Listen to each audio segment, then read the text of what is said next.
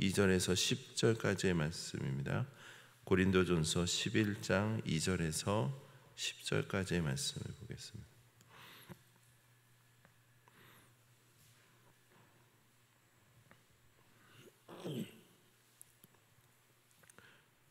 한 절씩 교도하고 마지막 10절은 함께 합독하도록 하겠습니다. 너희가 모든 일에 나를 기억하고 또 내가 너희에게 전하여 준 대로 그 전통을 너희가 지킴으로 너희를 칭찬하노라.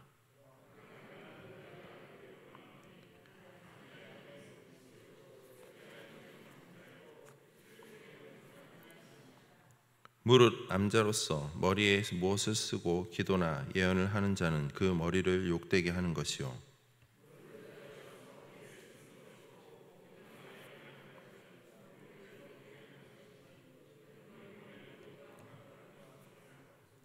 만일 여자가 머리를 가리지 않거든 깎을 것이요 만일 깎거나 미는 것이 여자에게 부끄러움이 되거든 가릴지니라.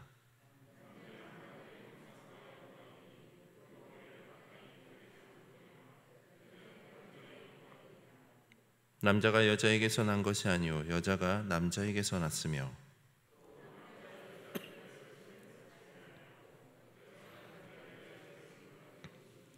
함께 읽겠습니다. 그러므로 여자는 천사들로 말미암아 권세 아래에 있는 표를 그 머리 위에 둘지니라. 아멘.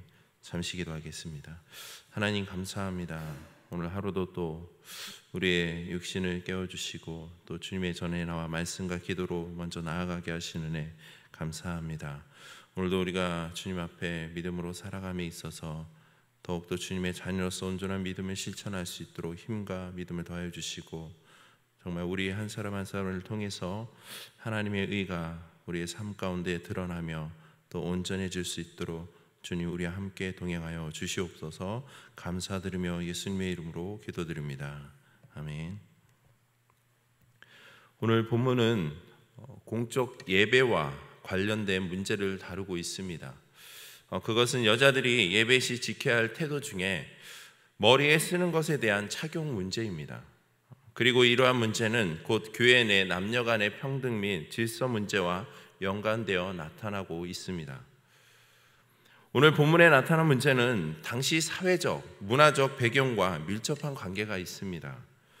당시 헬라 사회의 관습을 따르면 여성들은 외출을 하거나 공적인 모임에 참석할 경우에는 반드시 머리에 쓰는 것을 착용해야만 했습니다. 이는 여자가 남자의 권위 아래에 있다라는 표시로서 당시 남성 우월주의 사상을 반영한 것이라 할 수 있습니다. 그런데 고린도교회 성도들 중 일부 여성들이 바로 그리스도의 자유를 근거로 하여서 더 이상 사회적 관습에 속박당하지 않겠다며 그 그리스도인의 자유라는 이름하에 머리에 쓰는 것을 벗어버리는 경우가 생기게 된 겁니다. 사실 오늘날 이러한 문제는 전혀 문제가 되지 않습니다. 그러나 당시 사회적 문화적 배경에 있어서는 매우 중대한 문제가 될 수 있다는 겁니다. 왜냐하면 당시에는요 머리에 쓰는 것을 착용하지 않는 여성들은 음행을 일삼는 자들로 여겼기 때문입니다. 따라서 교회 안에서 예배 중에 머리에 쓰는 것을 착용하지 않았다는 것은 그리스도의 자유를 모르는 불신자들로 하여금 교회를 마치 부도덕한 자들의 공동체로 오인하게 만들 수 있는 그 여지를 줄 수 있었다라는 겁니다. 그래서 바울은 단순히 당시 남성 우월주의의 어떤 그런 사상에서의 차원이 아니라 하나님의 창조 질서와 인간의 자연적인 본성에 근거해서 예배 가운데 머리에 쓰는 것을 착용할 것을 이야기하고 있습니다. 먼저 바울은요 관계적인 측면에서 하나님의 창조의 질서의 원리를 이야기하고 있습니다. 3절 말씀입니다. 각 남자의 머리는 그리스도요 여자의 머리는 남자요 그리스도의 머리는 하나님이시라. 여기서 머리는 단순히 절대 복종을 요구하는 통치적인 차원의 의미라기보다는 영적인 권위와 순종의 대상을 뜻하는 것으로서 구약에서는 종속, 신약에서는 기원의 의미를 두고 있습니다. 사실 성부 하나님과 성자 예수 그리스도는 신적 본질에 있어서는 동일한 분이십니다. 그러나 존재론적인 측면이나 인간 구속사에 대한 그 사역적 측면에서 보면 하나님께서는 구속을 계획하시고 예수 그리스도께서는 이를 복종하심으로써 구속을 성취하였습니다. 그렇기 때문에 하나님은 그리스도의 머리가 되는 겁니다. 또한 남자와 여자는 모두 하나님의 형상을 부여받아 창조된 하나님의 자녀로서 본질적으로 모두가 평등한 동일한 존재입니다. 그러나 8절에서 남자가 여자에게서 난 것이 아니요 여자가 남자에게서 났다라고 말씀한 것처럼 존재론적인 관점에서 보면 남자가 여자보다 우선순위를 두고 있다라는 겁니다. 뿐만 아니라 사역적인 측면에서도요, 여자는 남자를 돕는 배필로 지음받은 존재이기에 남자는 여자의 머리가 되는 겁니다. 그러나 이는 여자에 대한 남자의 본질적인 우월성이나 무조건적인 복종을 강요하는 근거는 아닙니다. 단지 하나님의 그 질서의 차원에서 남자가 여자보다 우선순위를 둔다라는 사실을 보여준과 동시에 남녀 사이에는 반드시 구별이 있어야 한다라는 의미만을 나타내고 있다라는 겁니다. 따라서 그리스도가 남자의 머리란 하나님의 창조 질서에 있어서 그리스도 외에는 남자에게 그 우선적인 권위를 주장할 존재가 없다라는 의미만을 나타낼 뿐이라는 겁니다. 이런 의미에서 3절 말씀은 7절 말씀처럼 남자가 그리스도 외에는 복종할 존재가 없다라는 의미로 공적 예배 시 머리에 쓰는 것을 착용하지 않는 근거가 되는 겁니다. 다시 말해 4절 말씀처럼 남자가 공적 예배 시에 머리에 무언가를 쓰고 기도나 예언을 하는 것이 바로 그리스도를 욕되게 하는 것이라는 겁니다. 앞서 말씀드린 대로 당시 헬라 사회의 관습에 따라 노예나 여성이 공적 모임 가운데 머리에 쓰는 것을 착용한다라는 것은요, 바로 권위에 순복한다라는 의미입니다. 그런데 지금 그걸 남자가 쓰고 기도나 예언을 한다라는 것은 남자의 머리가 되는 그리스도가 아닌 가시적인 어떤 존재의 권위에 순복하겠다라는 것을 나타내고 있다라는 겁니다.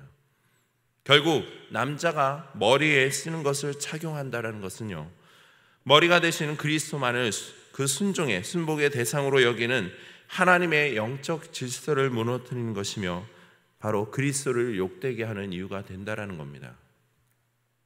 반대로 5절에서 바울은요, 여성들이 공적 예배 시 머리에 쓴 것을 벗어 기도나 예언을 하는 것이 머리를 욕되게 하는 것이라 말하고 있습니다. 이는 3절에 여자의 머리는 남자라고 말한 것처럼 하나님께서 한 가정의 남편에게 부여한 그 영적 권위의 순종을 의미합니다. 이에 대해서는 에베소서 5장 22절 이하에서도 근거하고 있습니다.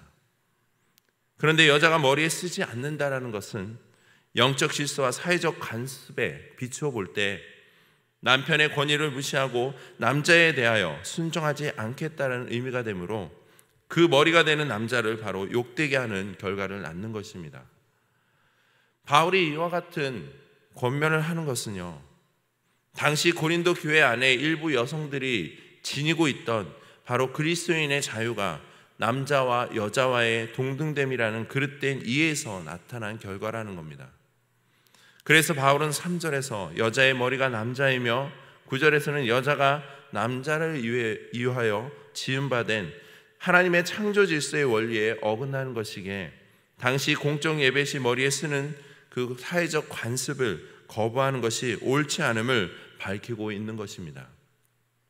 뿐만 아니라 여성이 공적 예배 시 머리에 쓰는 것을 착용하지 않는다면 공적 모임 경우에 여성이 머리에 쓰는 것을 착용해야 하는 당시 관습과 정면으로 위배해야 되는 것이기에 이에 대해 다른 이가 봤을 때 교회가 남녀의 구분이 없는 무질서한 공동체로 보여져 복음에도 장애가 될 수 있음을 나타내고 있는 겁니다. 이에 대해 바울은 좀 더 구체적으로 공적 예배 시 여성이 머리에 쓰는 것을 착용해야 할 강의성을 5절과 6절을 통해 권면하고 있습니다. 5절과 6절 말씀입니다. 무릇 여자로서 머리에 쓴 것을 벗고 기도나 예언을 하는 자는 그 머리를 욕되게 하는 것이니 이는 머리를 민 것과 다름이 없습니다. 만일 여자가 머리를 가리지 않거든 깎을 것이요 만일 깎거나 미는 것이 여자에게 부끄러움이 되거든 가릴지니라. 여기에 보면 여자들이 머리에 쓰는 것을 벗는 것과 또한 머리에 미는 것과 깎는 것, 당시 사회적 배경과 무관하지 않다라는 겁니다. 앞에서도 이야기했듯이 여자가 공적 자리에서 머리에 쓰는 것을 벗는 것은 곧 자신이 음행을 일삼는 여인임을 간주하여 이혼 사유에 삼기도 되었다는 겁니다. 또한 당시 여자 노예들은 머리를 삭발하거나 미는 경우가 많았으며 가늠한 여자에 대한 형벌로서 삭발형이 행해지기도 하였다는 겁니다. 이런 점에서 머리에 쓰는 것을 착용하지 않게 되면 바로 불신자들로 하여금 음행을 일삼는 여인이나 가늠한 여인 또는 노예 등으로 우회될 수 있었기 때문입니다. 그래서 바울은 교회 질서 유지와 당시 사회적, 문화적 관습 등을 수용하여 여성으로 하여금 공적 예배 시에 머리에 쓰는 것을 착용할 것을 이야기하고 있는 겁니다. 또한 그것이 남녀의 구별을 인정하는 예배의 질서의 확립이며 또는 이를 무시할 시 복음의 선교적 측면에서도 장애가 될 수 있기에 본절을 통해서 바로 당위성을 증거하고 있습니다. 마지막으로 바울은 7절 이하로 창조 원리의 차원에서 여성이 머리에 쓰는 것에 대한 정당성을 증거하고 있습니다.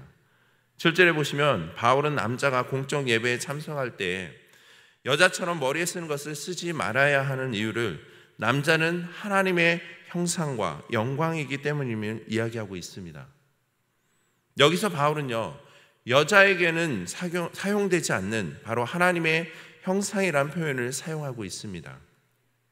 이는 여자가 하나님의 그 형상을 지니지 않았다는 의미가 아니라 남자가 하나님의 형상을 지닌 존재로 먼저 창조되고 여자는 그 이후에 남자로부터 창조되었음을 나타내는 것입니다.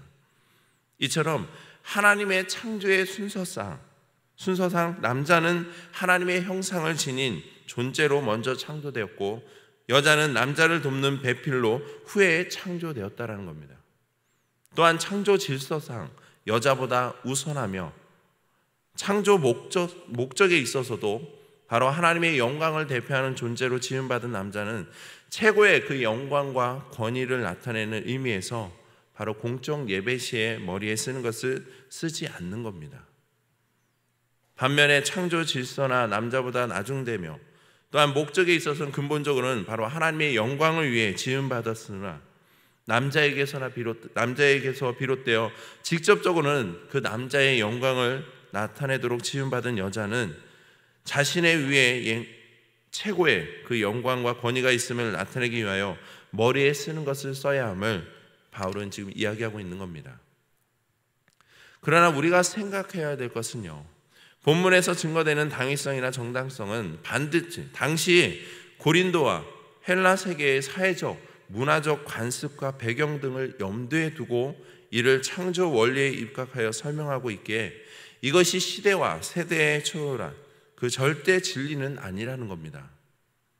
이처럼 본문에 나타난 공적 예배시 여성이 머리에 쓰는 것에 대한 착용 문제는요, 남성 우월주의나 가부장적인 그 질서를 옹호하거나 남자와 여자의 불평등에 대한 부분이 아닙니다. 이는 남자와 여자는 성별에 따른 역할과 목적이 다르다는 것과 하나님의 그 창조 질서와 원리의 차원에서 당시 머리에 쓰는 것을 착용하지 않음으로 나타나는 교회의 무질서에 대한 교훈이라 할 수 있습니다.